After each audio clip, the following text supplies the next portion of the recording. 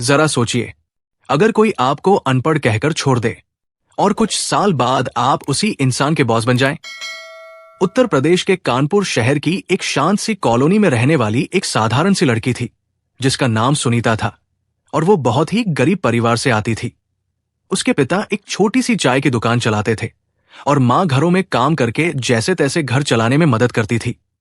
घर में पैसे की इतनी कमी थी कि कई बार 2 वक्त का खाना भी मुश्किल से मिल पाता था।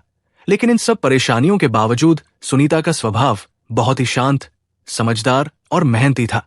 वो ज्यादा पढ़ी लिखी नहीं थी क्योंकि घर की हालत ऐसी नहीं थी कि वो आगे पढ़ाई कर सके, इसलिए उसने सिर्फ 12वीं तक ही पढ़ाई की और उसके बाद घर के कामों में मां का हाथ बंटाने लगी। सुनीता के माता पिता हमेशा यही सोचते थे कि उनकी बेटी की शादी किसी अच्छे घर में हो जाए ताकि उसकी जिंदगी थोड़ी आसान हो सके। इसी सोच के साथ उन्होंने कई जगह रिश्ते ढूंढने शुरू किए, लेकिन गरीब होने की वजह से कोई भी अच्छा रिश्ता आसानी से नहीं मिल रहा था।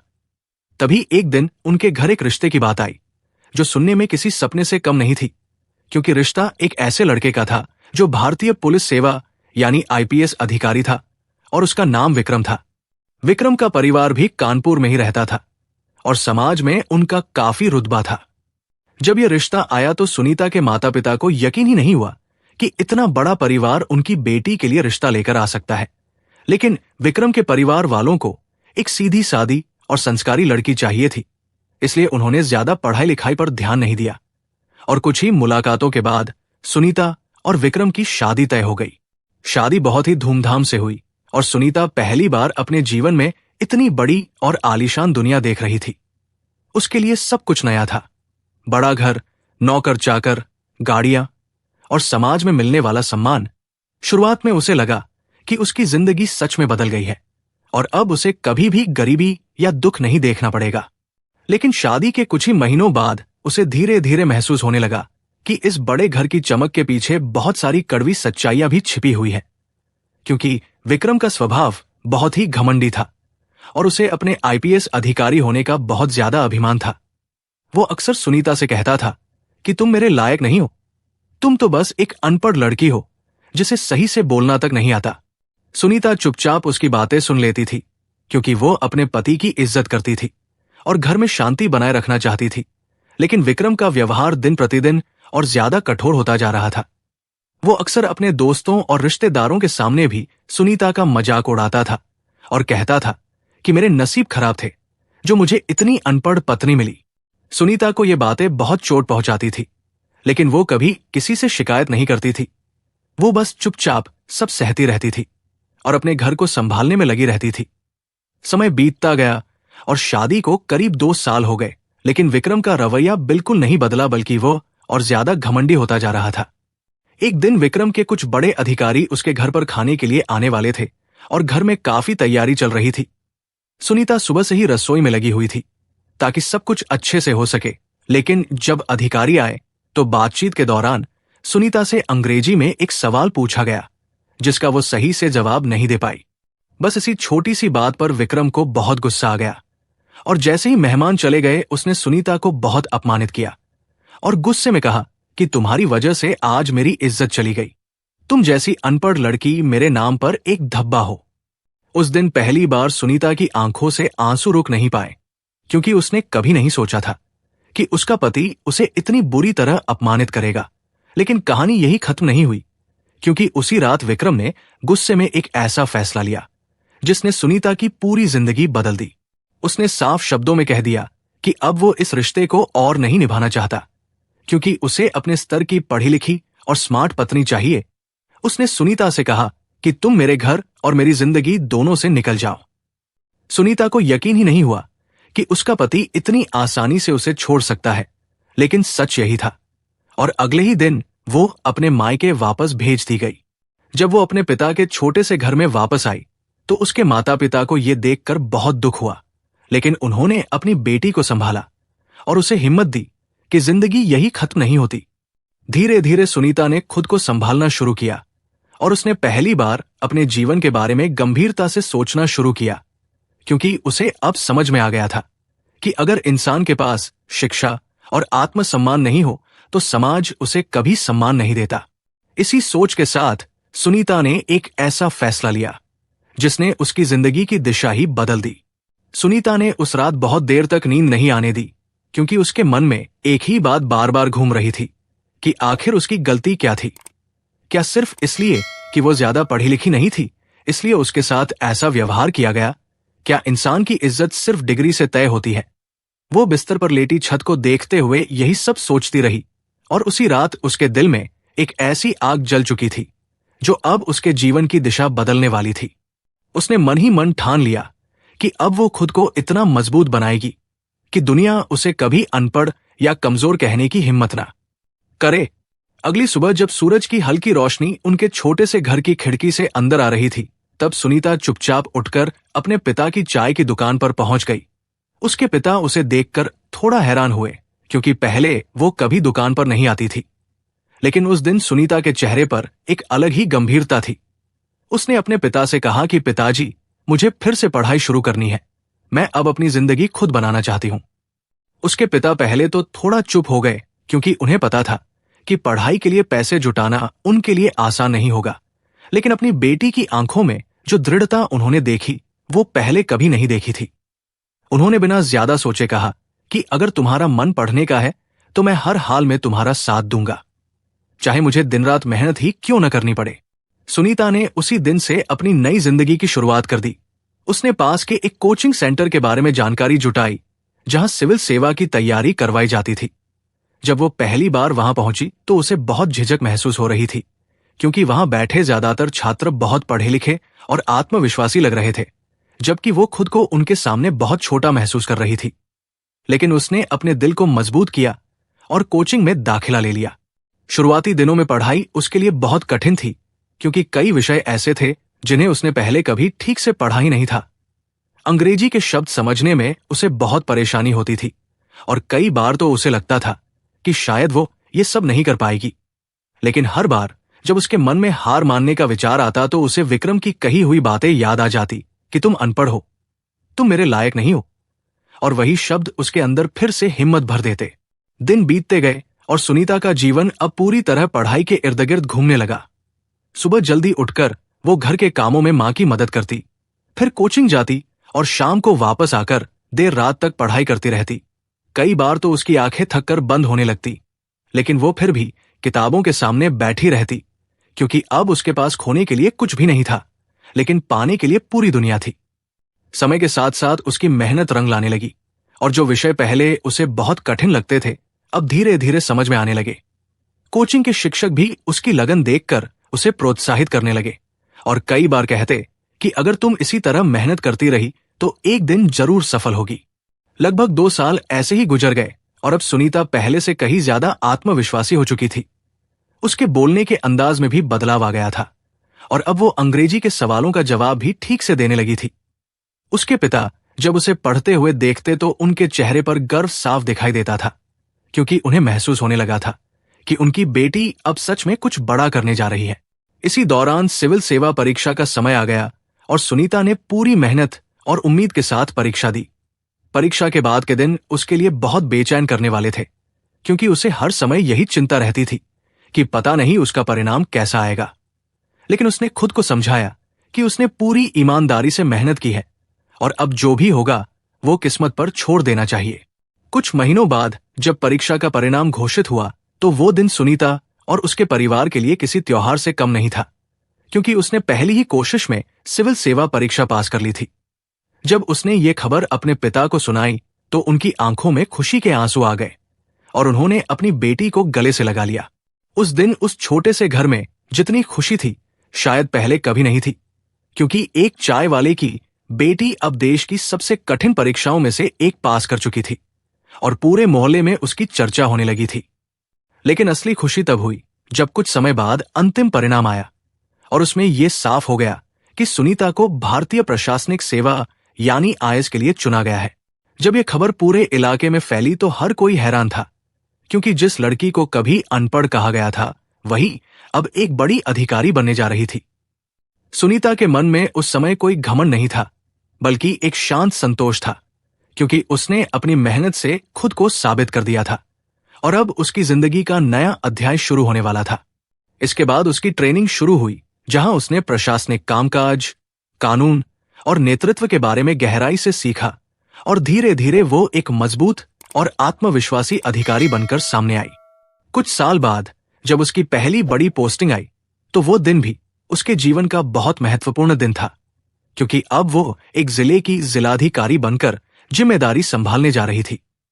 उस दिन जब वो सरकारी गाड़ी में बैठकर अपने नए जिले की ओर जा रही थी तो उसके मन में अपने पुराने दिनों की सारी यादें घूम रही थी। वो गरीबी, वो संघर्ष और वो अपमान जिसने उसे यहां तक पहुंचने की ताकत दी थी। अब उसकी जिंदगी पूरी तरह बदल चुकी थी। सरकारी गाड़ी धीरे धीरे सड़क पर आगे बढ़ रही थी और खिड़की से बाहर देखते हुए सुनीता के मन में कई साल पुराने दृश्य एक एक करके सामने आते जा रहे थे।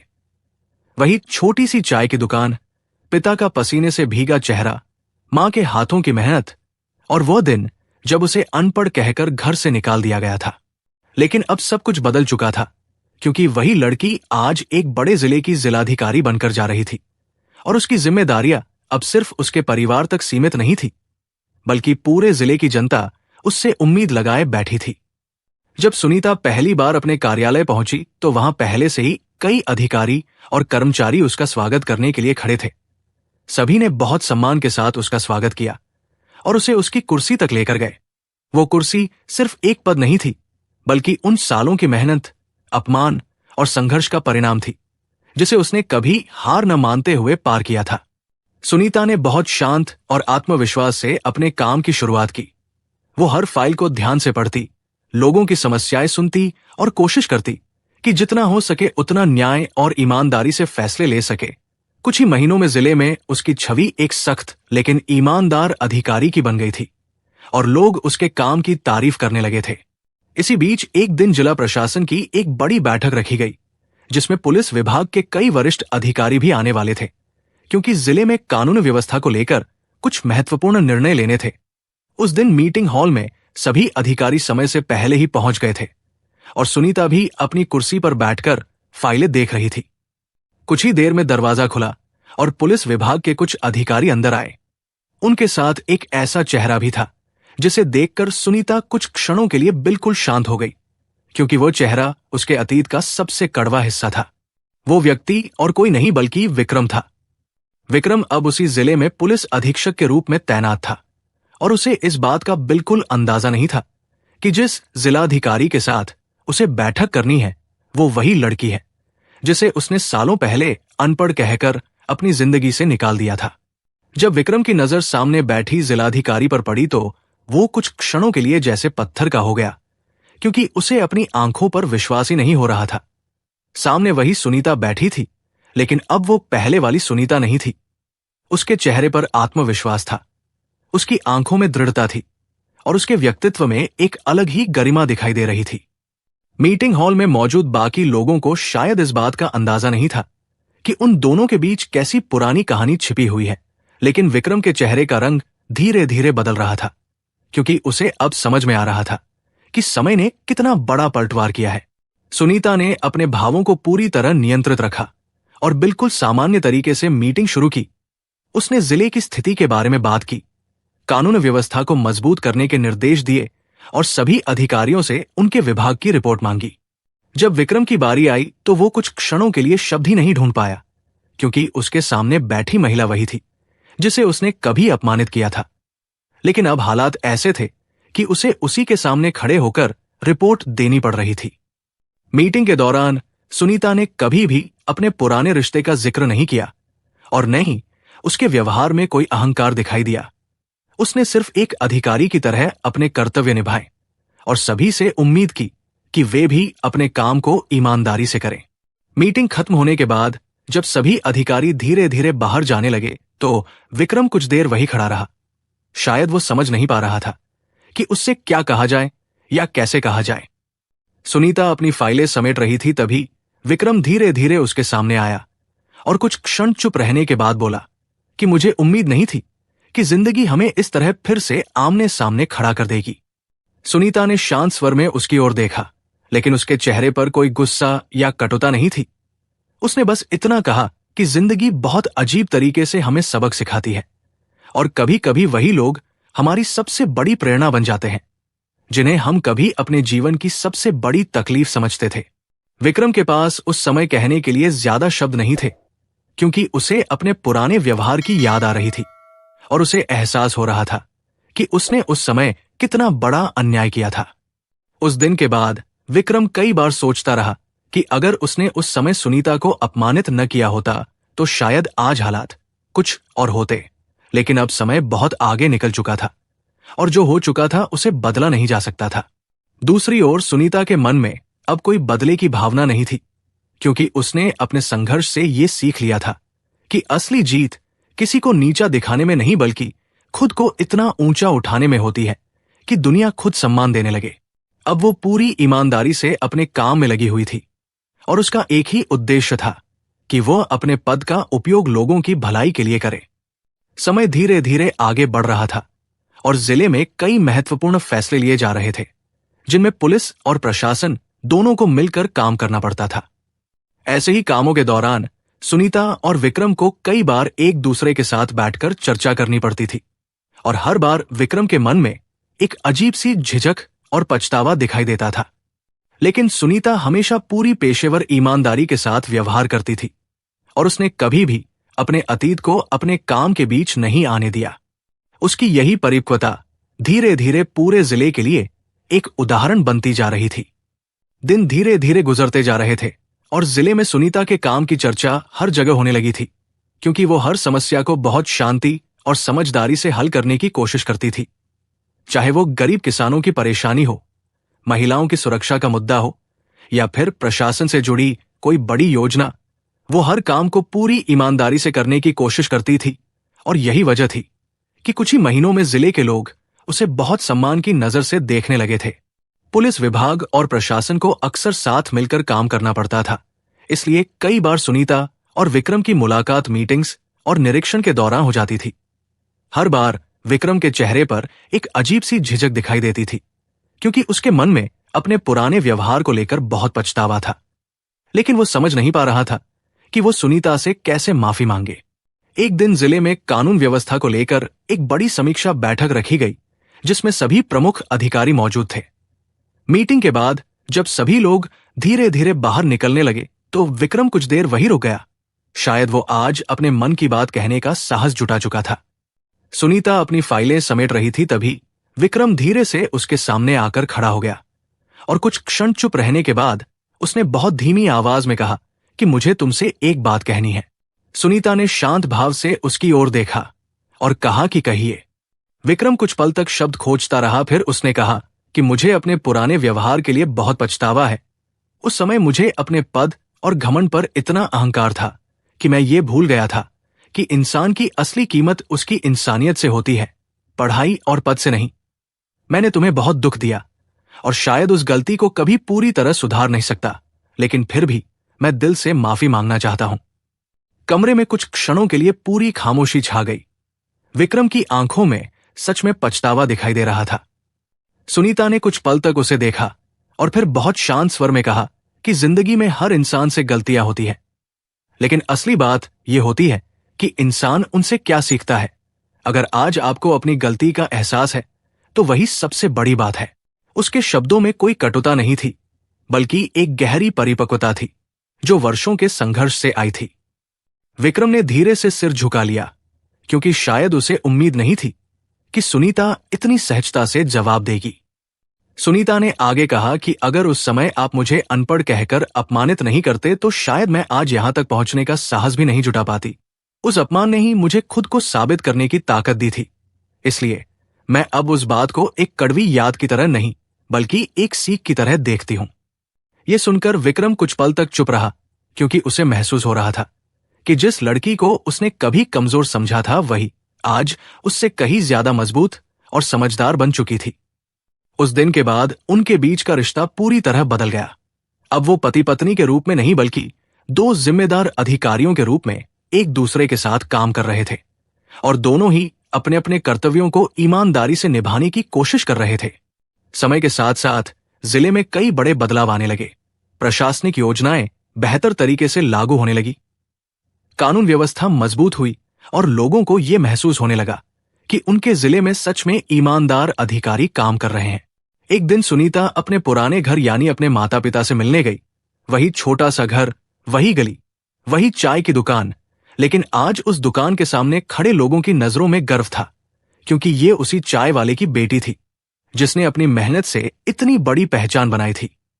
उसके पिता उसे देखकर भावुक हो गए और बोले कि मुझे हमेशा पता था कि मेरी बेटी एक दिन कुछ बड़ा जरूर करेगी। सुनीता मुस्कुराई, क्योंकि उसे पता था कि अगर उसके माता पिता ने उस कठिन समय में उसका साथ न दिया होता तो शायद वो यहां तक कभी नहीं पहुंच पाती। उस दिन जब वो वापस अपने सरकारी आवास की ओर लौट रही थी तो उसके मन में एक गहरा संतोष था, क्योंकि उसने अपनी जिंदगी में जो अपमान और संघर्ष देखा था वो अब उसकी ताकत बन चुका था।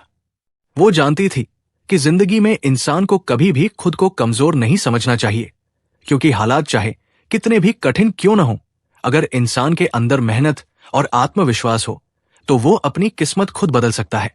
और यही सच्चाई सुनीता की कहानी ने साबित कर दी थी कि जिस लड़की को कभी अनपढ़ कहकर छोड़ दिया गया था, वही एक दिन अपनी मेहनत और हिम्मत से इतनी ऊंचाई पर पहुंच गई कि पूरी दुनिया उसे सम्मान देने लगी। अगर आपको यह कहानी पसंद आई हो और इस कहानी से आपको थोड़ी भी प्रेरणा मिली हो तो वीडियो को लाइक जरूर करें, ताकि ऐसी और प्रेरणादायक कहानियां आप तक पहुंचती रहें। अपने दोस्तों और परिवार के साथ शेयर करें, क्योंकि शायद ये कहानी किसी की जिंदगी बदलने की हिम्मत दे सकती है। और अगर आप ऐसी ही सच्ची, प्रेरणादायक और दिल को छू जाने वाली कहानियां देखना चाहते हैं तो हमारे चैनल को सब्सक्राइब जरूर करें और बेल आइकन दबाना बिल्कुल मत भूलिए, ताकि हर नई कहानी की नोटिफिकेशन आपको सबसे पहले मिल सके। धन्यवाद।